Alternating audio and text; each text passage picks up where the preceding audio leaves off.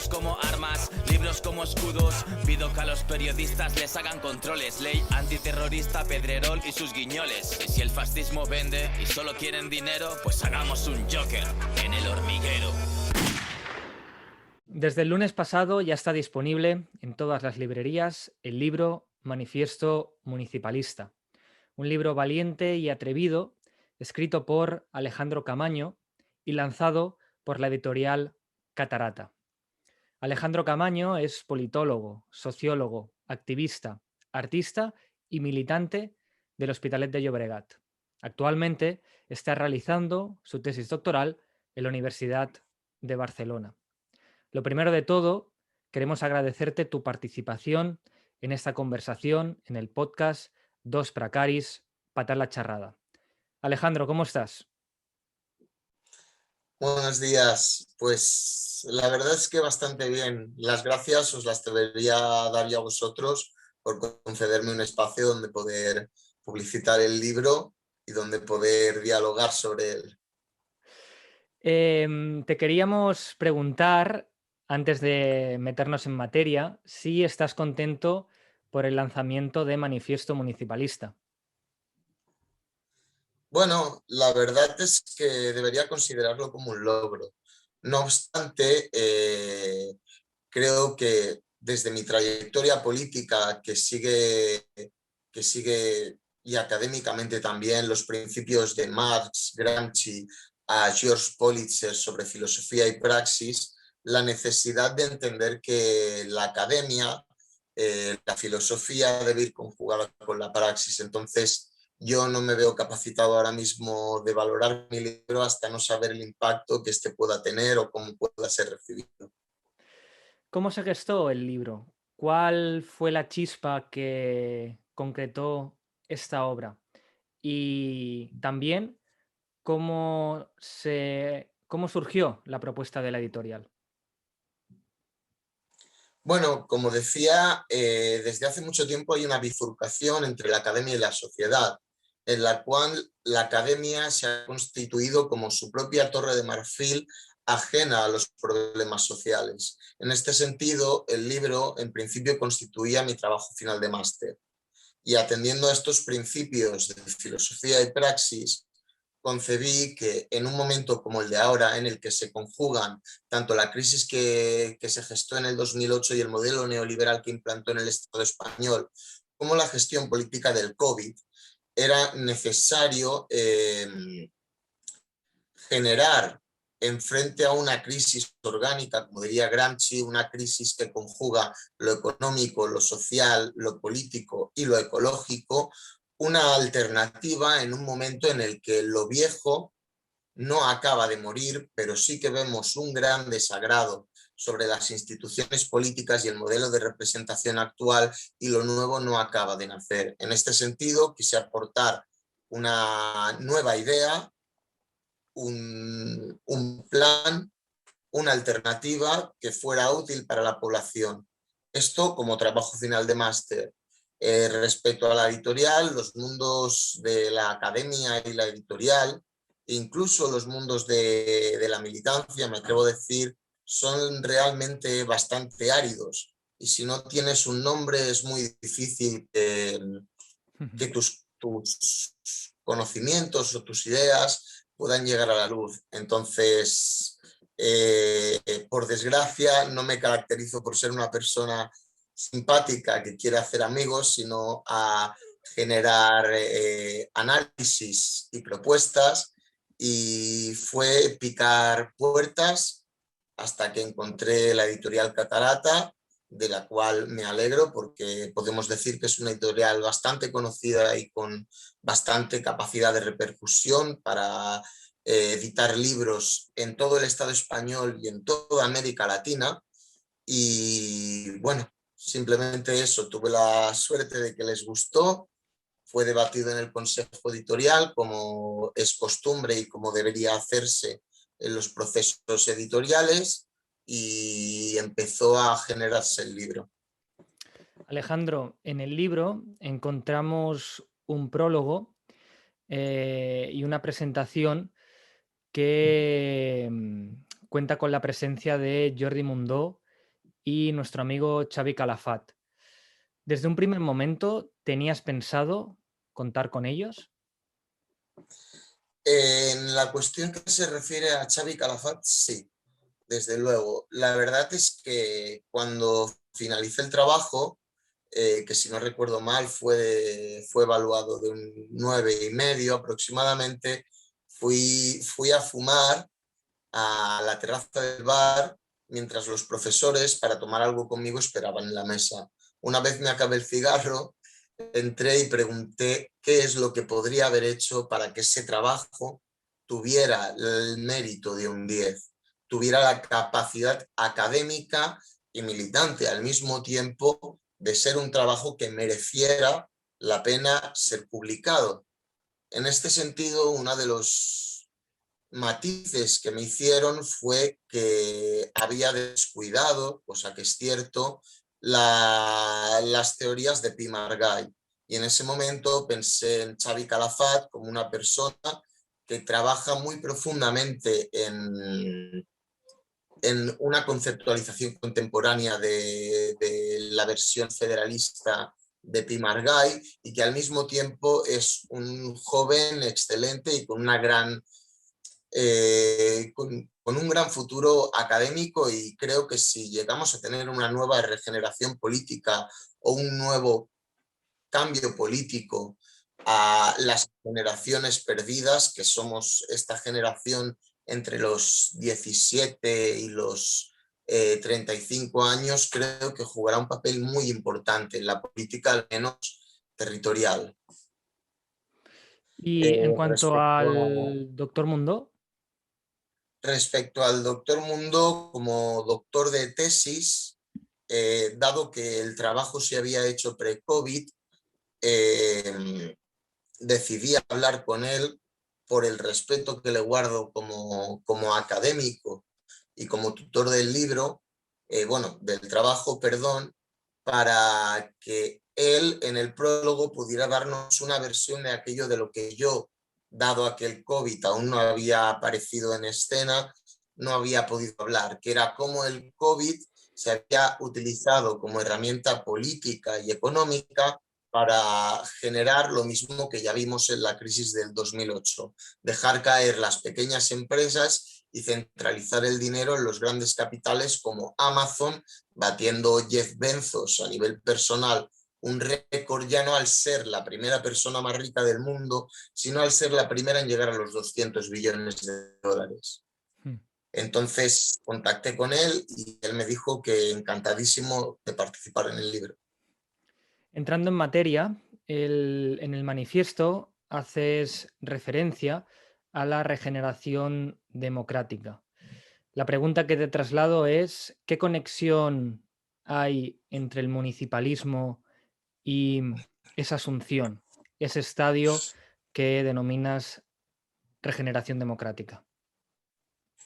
Bueno, realmente yo me refiero a radicalización democrática del territorio, dado que regeneración política sería asumir sería asumir que estamos en una democracia, cuando técnicamente lo más exacto es decir que vivimos en un modelo liberal representativo en cuanto a lo político se refiere y de carácter neopluralista, lo cual quiere decir que las empresas juegan un papel mucho más importante a la hora de hacer políticas públicas, sobre todo las grandes empresas, a la población. Y segundo, vivimos en una plutarquía, lo cual también refuerza esa idea de que las grandes empresas tienen un dominio sobre las decisiones sobre nuestra vida cotidiana. En ese sentido, el municipio es una corporación autónoma de derecho público con personalidad jurídica y patrimonio propio. Y entonces, como tal, su principal objetivo constituye satisfacer las necesidades de la comunidad local, asegurando la participación en el progreso económico, social y cultural de la población.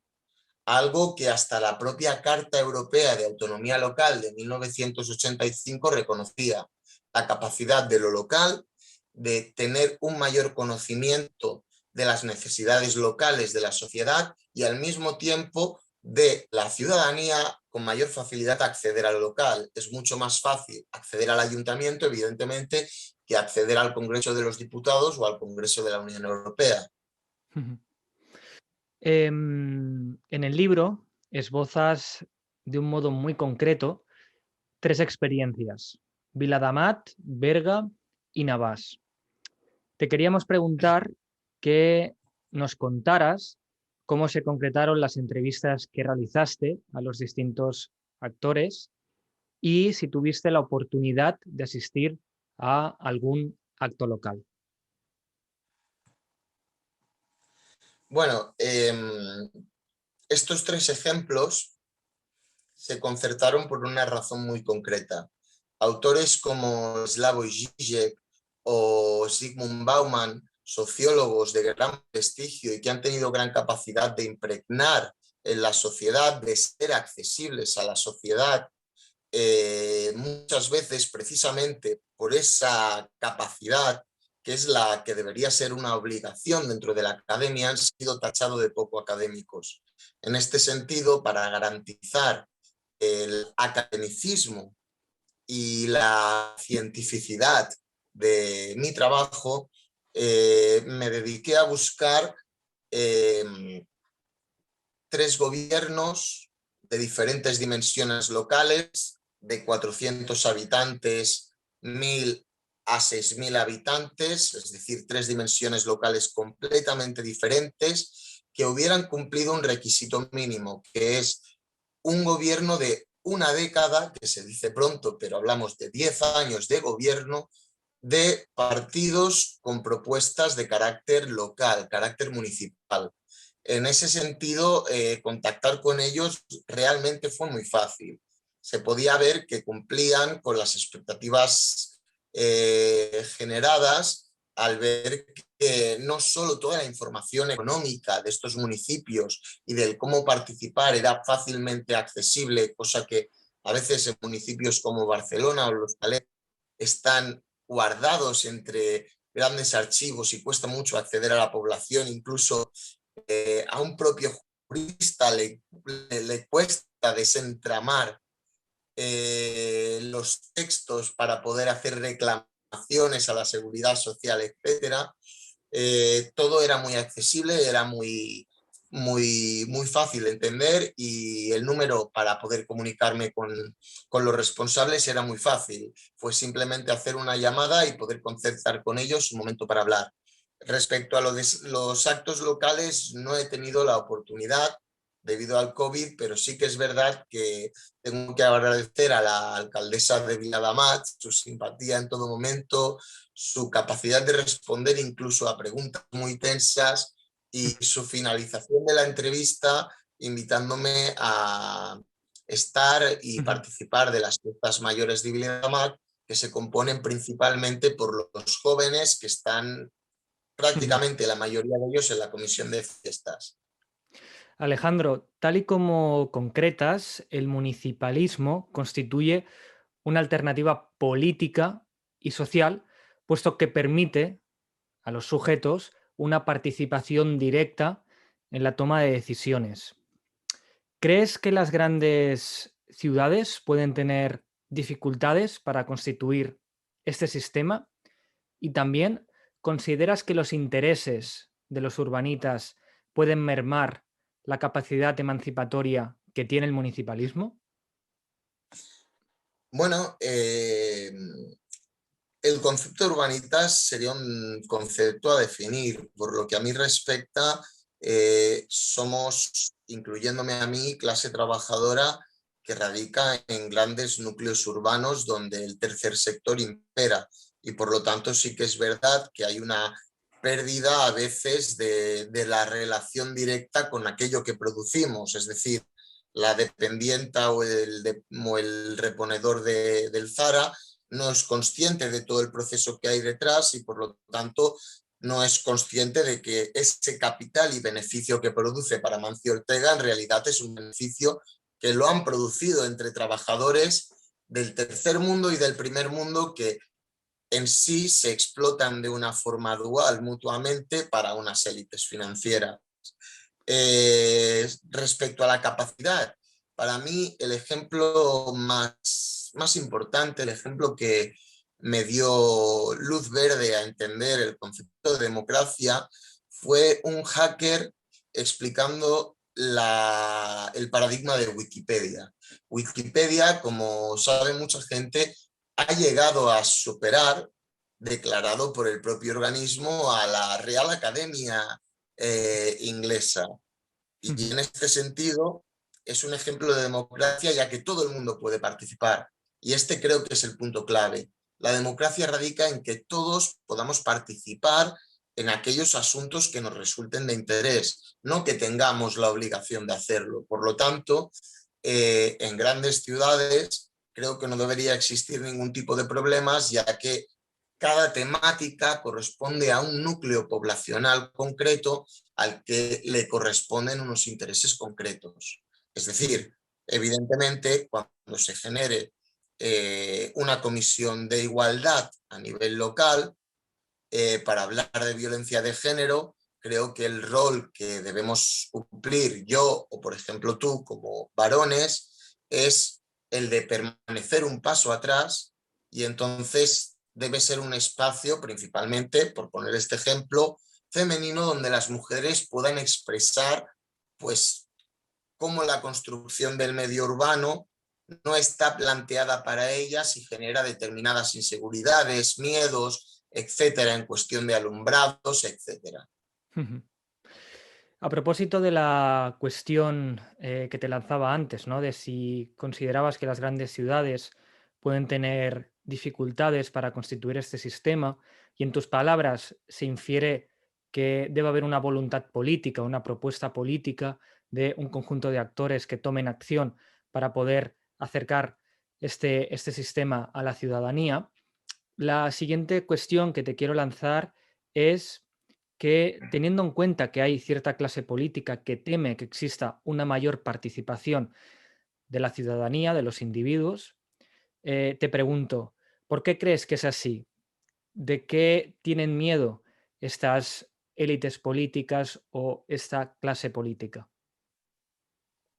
Bueno, evidentemente, una de las cosas que se conjugan en las diversas teorías en las que ahondo en el texto es la teoría de la economía participativa del teórico político anarquista Michael Albert y el economista radical Robin Hahnel, que es un referente, digamos, de la economía participativa desde una perspectiva marxista. Es una New Left que surge en los 70, en la que se conjugan la filosofía libertaria, anarcosindicalista, con la praxis teoría marxista. En este sentido, no dejamos de entender que la sociedad se rige, y si no, no existiría o no tendría sentido que existiera la facultad de sociología, de ciencias políticas, ni tan siquiera la de economía, porque nos regimos y analizamos en base a que vivimos en un conflicto, en una sociedad de conflictos, y que el principal conflicto que rige, tal como decía Marx, y que ha sido el motor de la historia, es el de la lucha de clases, el de la toma de los medios de producción. En el momento en el que un grupo de la población se decide o emprende el camino a hacer, como por ejemplo nos encontramos en el paradigma de Argentina, que deslocalizaron 140 fábricas o 120 fábricas, ahora no recuerdo, y la decisión de los trabajadores argentinos fue tomar esas fábricas que ya existían, tomar el material que ya existía y seguir produciendo, y llevan ya más de una década autogestionando esos locales de producción, estas industrias, se está atentando contra los intereses de personas que viven de nuestro plusvalor, que viven de nuestra forma de vida, que viven de nosotros. Ya casi para terminar, en el manifiesto comentas la relevancia del municipalismo como mecanismo contrarrestador de las dinámicas del mercado. Pero con el aterrizaje del mundo financiero en los barrios, en las ciudades, las urbes. ¿Crees que la participación ciudadana puede luchar contra esos gigantes? Bueno, es una ardua tarea, la verdad, pero no podemos dejar de lado, por ejemplo, el paradigma de las fábricas argentinas Ujú, y en todo momento tenemos que tener en cuenta todos los mecanismos que como población tenemos. Es decir, en 2023, si no me equivoco, se acaba el contrato de gestión de aguas ujú, del área metropolitana de Barcelona con Agbar.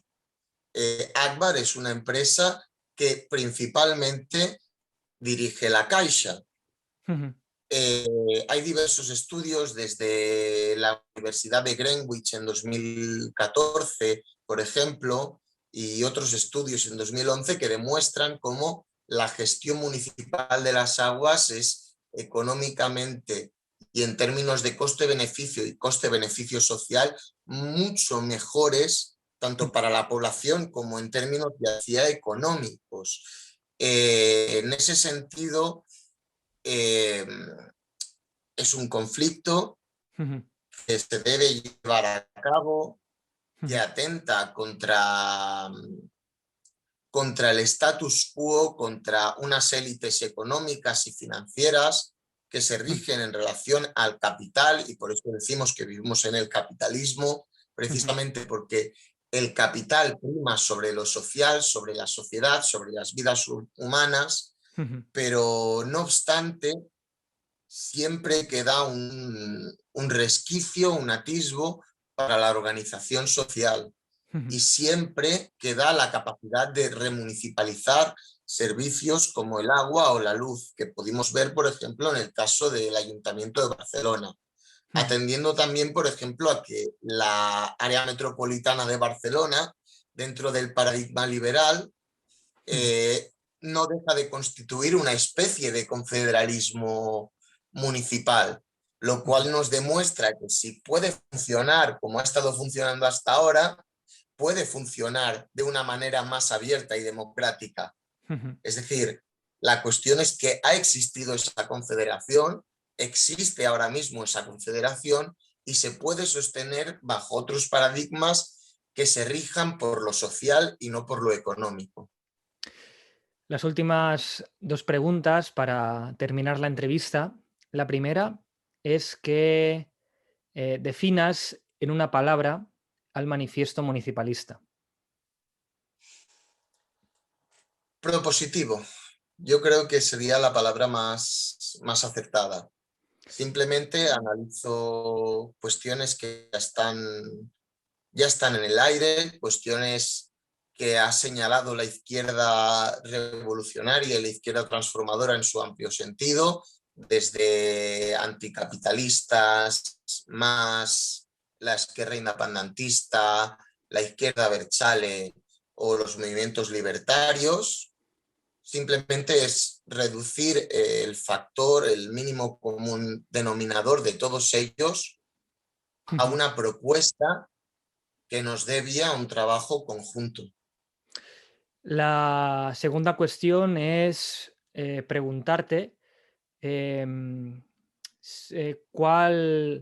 ¿qué te gustaría que fuera el día de mañana el manifiesto municipalista? Es decir, ¿cuál es el recorrido que te gustaría que tuviera el libro, teniendo en cuenta em, su impacto social? Bueno, el manifiesto municipalista fue redactado con la intención de ser asequible, cosa que pocas veces se tiene en cuenta dentro de la academia y se retuerce en el lenguaje con tal de regocijarse en el ego de los académicos. Personalmente creo que es un texto bastante asequible, de apenas 79 páginas, sin incluir la bibliografía, que lo que pretenden no es, porque atentaría también contra mis propios principios, determinar o decirle a la gente qué hacer exactamente, sino generar una propuesta sobre el qué se podría hacer. Y en ese sentido me gustaría pues que condujera a esa unión entre los diversos espacios de izquierdas y la población, teniendo en cuenta ya que me hace muchísima ilusión tener en cuenta que es un libro que al mismo tiempo que está en las manos de Íñigo Errejón ahora mismo, o que está en las manos de Ana Gabriel, está en las manos de una señora de 47 años, trabajadora de toda la vida, que no tiene título universitario. Y ver que esos espacios colindan, coinciden, se dan la mano, para mí es principalmente el punto clave para generar un proceso y una estructura de masas con la cual generar un proceso transformador en la sociedad. ¿Dónde podremos escucharte? ¿Dónde podremos verte próximamente? Bueno, referente a dónde se podría verme o leerme próximamente, el jueves 27 de este mismo mes estaré a las 7 de la tarde en el espacio social La Bogadería, en Horta, para hacer una presentación y un debate en torno al libro. También tengo una entrevista a punto de salir con los compañeros de Agón, Cuestiones Políticas, y otra con La Vanguardia. Referente a dónde podéis oírme, bueno, mis redes, por si se me quieren encontrar, una es Twitter, donde se puede buscar Alejandro Camaño tranquilamente y se me encontrará. La otra, como decías antes, aunque no sé si tengo merecido el título de artista o no, es enles_official, que es donde está una vertiente musical que al mismo tiempo que el libro, pues se marca también por un contenido político, en el sentido, ya que hacía mención antes a Íñigo Errejón, de que los procesos de neoliberalización han generado una sociedad hiperindividualista, que además el COVID ha ayudado a reducir los espacios de socialización, generando un índice de depresión y suicidios que en el caso de la Comunidad de Madrid se ha elevado un 9% y que ha convertido la depresión en la primera enfermedad e incapacidad de trabajo de orden mundial en el primer mundo, y que al mismo tiempo ha convertido el suicidio en la primera causa de muerte no natural entre jóvenes.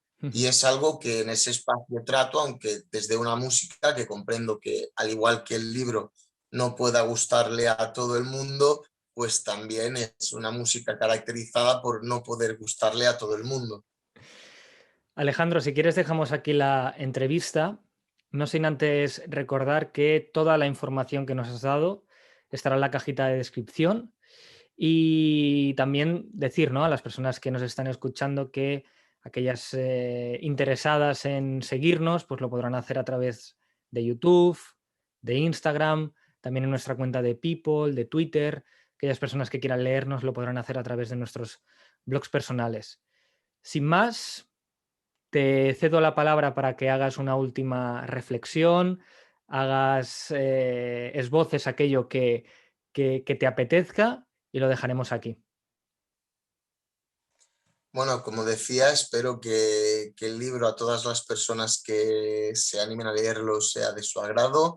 Es un libro breve, asequible, para que cualquier persona que tenga su jornada laboral, ya no hablamos de 8 horas porque sabemos que ese derecho conquistado aquí en la vaga de la Canadiense y conquistado el 1 de mayo, que por eso se celebra, y es necesario recordar que se celebra por las personas ejecutadas el 1 de mayo por pedir en Chicago una jornada de 8 horas y 2 días de descanso.